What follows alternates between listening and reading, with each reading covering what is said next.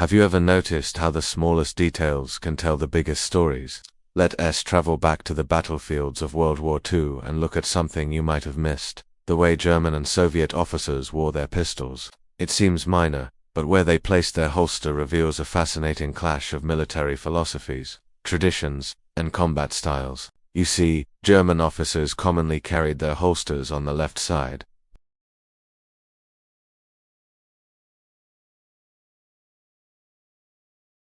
So, why did they do it? And what does it tell us about these two colossal armies? Let's start with the Germans. In the Wehrmacht, everything was about precision, discipline, and a long-standing military tradition. The left side holster wasn't a random choice or a matter of personal comfort.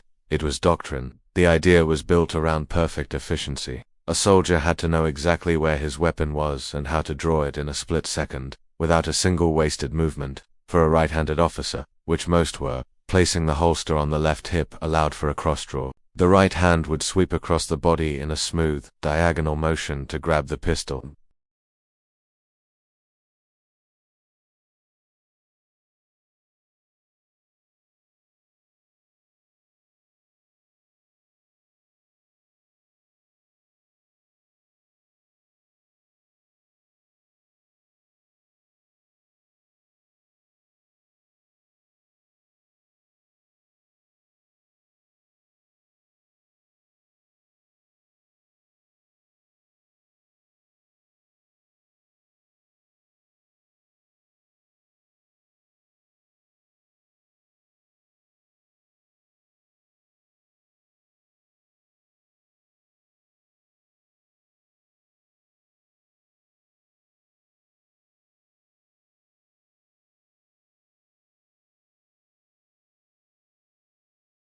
The holster wasn't just a pouch for a pistol. It was an integral part of the uniform, a symbol of the disciplined, professional image of the Wehrmacht officer.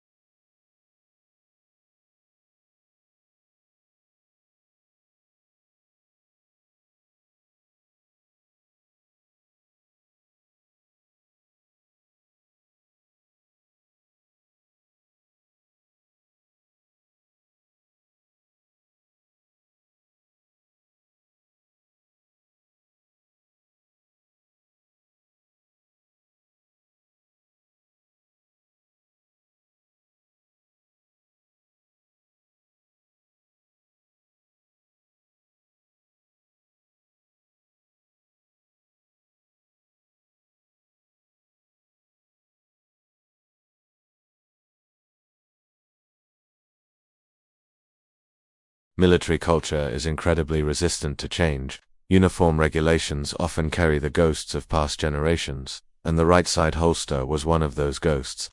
When the Great Patriotic War began, many Soviet officers continued to wear their pistols on the right, just as their cavalry predecessors had done decades earlier. There was also a very practical, down-to-earth reason for the right side carry.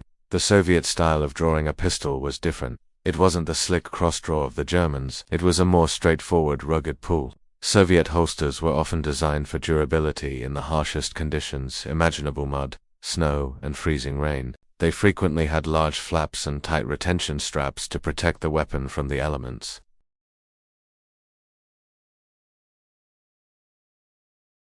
And then draw the weapon with his right hand in a simple, direct motion.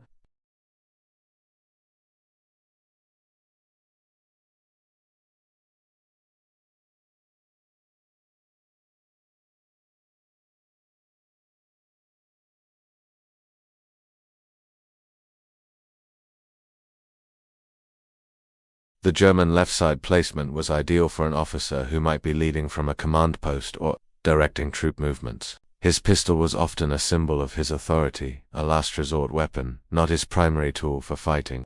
Speed and presentation mattered. The Soviet right side placement tells a different story.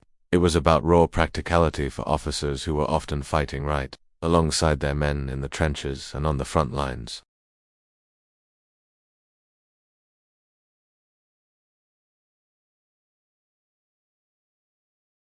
It's like a visual metaphor for the two armies.